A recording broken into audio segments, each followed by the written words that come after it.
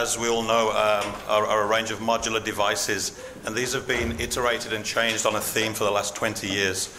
But still, they have persistent challenges to meet. Hostile anatomies, reinterventions continue, late ruptures continue, and there are ongoing costs of surveillance, financial costs, but more importantly, the radiation and contrast that we're addressing to the patients, and also the psychological stress that gives to our patients as well. So these are all things that would be nice to try and address and remove some of these things. Still, today, 1 in 8 patients treated with EVAR from the RCTs and other studies show that 1 in 8 will require a secondary intervention. And these are typically for endoleak causes, 66% of them. Type 2 being the most commonly reported endoleak, but through time, type 2 was considered as, well, let's watch it and wait and it'll go away. But in 2013, the French group with Jean-Pierre Beckman looked at the consequences and the implications of patients with type 2 and without type 2, and you can see sac enlargement and intervention in the type 2 group is much, much larger than the no type 2. So type 2 endoleaks are not benign. The modular devices can't address type 2 because they're fixing and sealing in the neck, they're fixing and sealing in the iliacs. There is no addressing of the diseased segment where the type 2s are mainly going to occur. And so we have with Nelix a system which is bilateral ePTFE covered balloon expandable stents, which are only there to create the flow lumen. These are not for sealing or fixation. The sealing and fixation comes from the integrated polyurethane endobags, which are polymer filled, and these will comply and adapt to the aortic wall through the whole anatomy that you're treating, creating seal and fixation through the whole anatomy.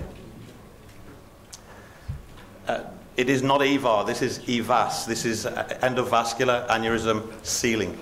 It's a new generation, it's a new thing that we have to learn about. It's sealing the whole anatomy, and it's looking to achieve results over some of those limitations that I mentioned earlier and those challenges. You can see on this with regards to type 2, this patient has the Nelix stents in place but not deployed. And you can see very clearly some lumbar arteries coming in at the bottom there. This is our control angio at the end. The whole of the aneurysm sac has been excluded and those lumbars are immediately removed. So you know quite clearly that your type 2 is gone. I'll now run through a short procedural video for those of you that don't know how the Nelix is deployed. Endovascular aneurysm sealing, or EVAS. It's bilateral balloon expandable ePTFE covered stents for our flow lumen, integrated endobags, and they're filled with a biostable polymer. For the procedure, you'll introduce your 035 stiff guide wires.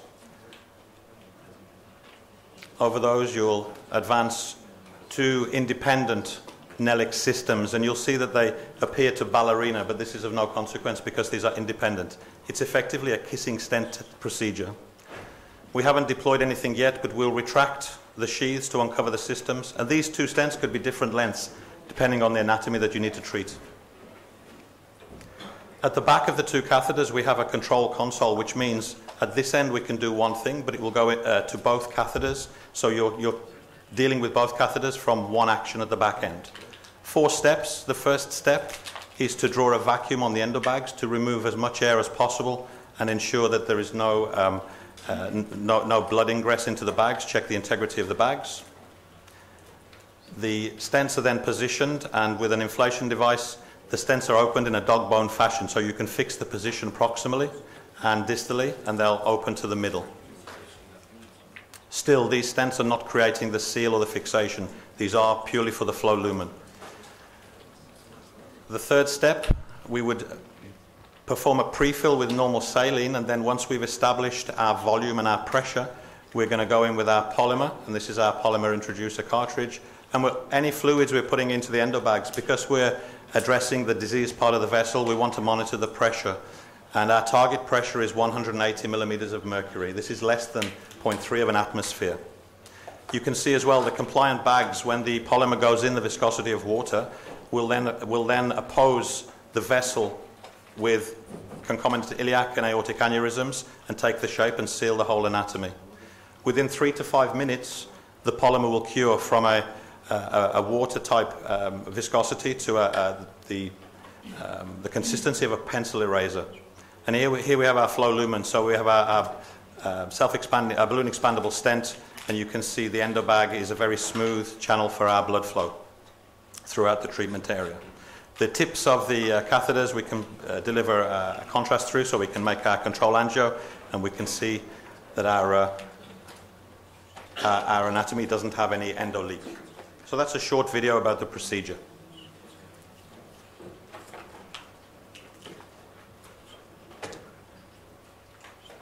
First-in-man experience in Venezuela in 2008. You can see the steps haven't really changed much. So introduce the wires, introduce the catheters, unexpanded, expand the stents to create the flow channels, and then polymer fill with the endo bags.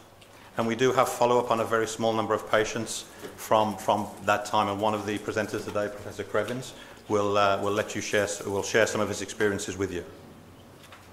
And that's our finishing control angio. Comparing the parameters of the indications for the device to other devices there, you can see that the Nelix system is going through a 17 French outer diameter hydrophilic sheath. It's treating lumens, and these are flow lumen diameters, so 10 millimeter neck length with a diameter maximum of 32, from 18 to 32 millimeters, and an iliac diameter of 35. And you can treat those together as a combination by this kissing stent technique very, very simply. Suitability. When we first received Nelix, there was a theory that it would broaden the treatment applicability for the patients, but Professor Thompson and his group at St George's in London retrospectively looked at 776 patients that they had treated somehow in their practice. And you can see the chart there, the orange-brown color is within IFU of Nelix. So the infrarenal group of 730 from the 776, 75-78% could have been treated within the IFU of Nelix. The open repair group of the 6, 3 of them could have been treated. At St George's, they prefer the endovascular route. So this is not a route that they prefer to do. So to have treated 3 of them would have been satisfactory to them. The FEVAR group of 27 patients, about 24% of those could have been treated with Nelix inside of the IFU. So no need for an expensive, long wait for a fenestrated device. And none of you, I don't think, want to turn down your patients. Of the 13 patients turned down at St George's, nearly 50% of them could have been treated with Nelix inside of the IFU. If we apply that same comparison then to the other devices that they are using at St George's for a variety of anatomies, Nelix is coming out at 73% within IFU could have treated that group of patients.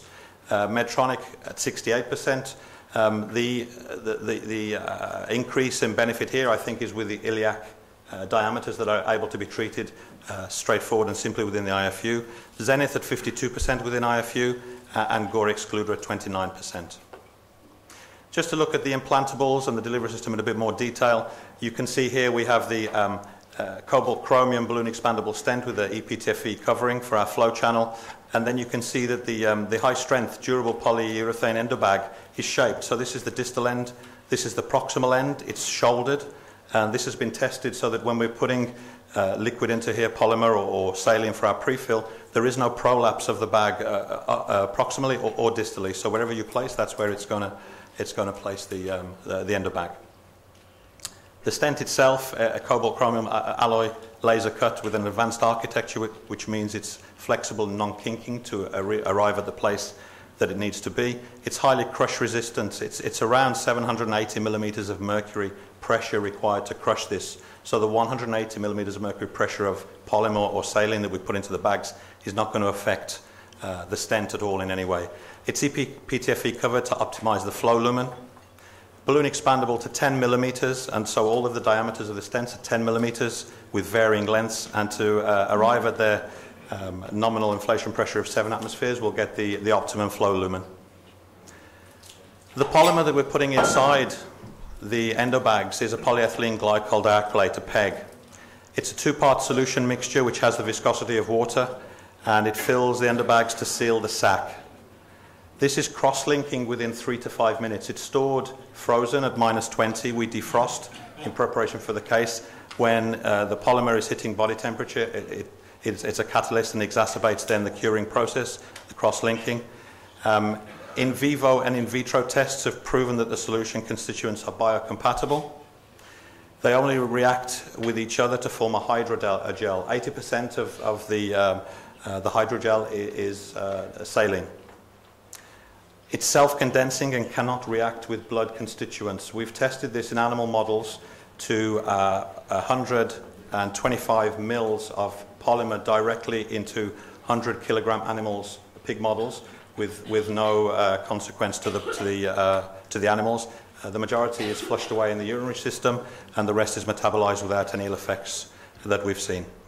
The Nelix polymer reaction stops as soon as the polymerization catalyst is consumed within the mixture. So it doesn't keep going, it stops.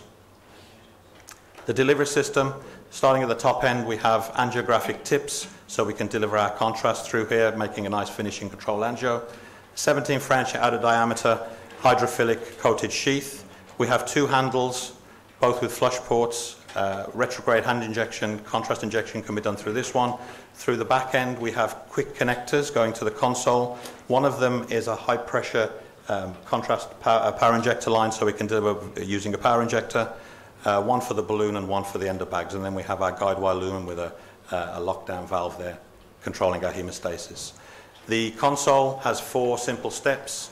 1 would be our endo bag check. 2 would be our stent deployment. 3 would be our polymer or pre-fill step with a window here, which gives us our visibility of the polymer going from water to the opaque white that it is, to tell us that visually it's cured. And the angio line would be here. This is also a high pressure going through to each catheter. Because we are the only company that's actually applying pressure to the diseased part of the vessel, we need to very carefully control and monitor the pressure that we're going in to the patient's anatomy at. So before we even get to this stage, there's a very careful measuring of the volume estimates that's required to go into the space. And then when we're going into the space through the back end of the endobag line, we're going through pressure. We have a target pressure of 180 millimeters of mercury pressure, or the volume estimate that we've achieved in our planning. So very gently and very carefully. And again, I have to reiterate, 180 is 0.2 of an atmosphere. These are not angioplasty balloons, these are endobags, very gently opposing the vessel wall from proximal to distal placement of stents. That's the system together in its entirety. At the moment, IFU dictates that there should be 2 catheters connected to a console with a pressure monitor at the back. Because this is such a new technology and it's EVAS rather than EVAR, Endologics are going through a process of collecting clinical evidence to support that this system is as good as or better than existing treatments. And right at the beginning, I mentioned all of the things that we're trying to resolve as challenges. So the feasibility, going back to 2008, we have currently running a global registry, which Professor Krevins will talk about, and he'll go through the details there, but 30 centers, 300 patients. In the US, we've already completed our investigational device exemption, and that's now continued access at 200 patients. And cumulatively, we're looking at 980 patients between 2 to 4 years follow-up. Durability. Some of the things that will be affecting the modular self-expanding stents, things will appear differently in this way. So we don't see lateral movement or migration because the host space is filled, but also what we won't see is total sac regression to the stents. So here you can see at 1 month follow-up, you've got the thrombus and the endobags very clearly and the stent sealing against the thrombus. You've then got at 3 years, the thrombus has regressed. So it is regressing to a degree, but once it then gets to the endobags, it stops. And you can see the positions of the stents and the endobags remains the same. You have a little bit of movement of the crystal, iodine crystal within the endobags as 1% contrast, and that's what this white line is. It travels to the edges and then back to the stents, and it settles back around the stents. This is normal. So at 5 years, we see no movement of those stents at all. We've had explants from sheep model because one of the common questions is, well, what's going to happen to this polymer over time? This is how it looks when it goes in, pretty much. There's a little bit of discoloration there. This is from the generation 1 device. Currently, we're with the generation 3. And this is at 4 years explant from a patient, and this is exactly how the polymer is looking when it's going inside. There is no evidence of polymer breakdown or morphological changes. Retains its shape. Evcharisto, and any questions?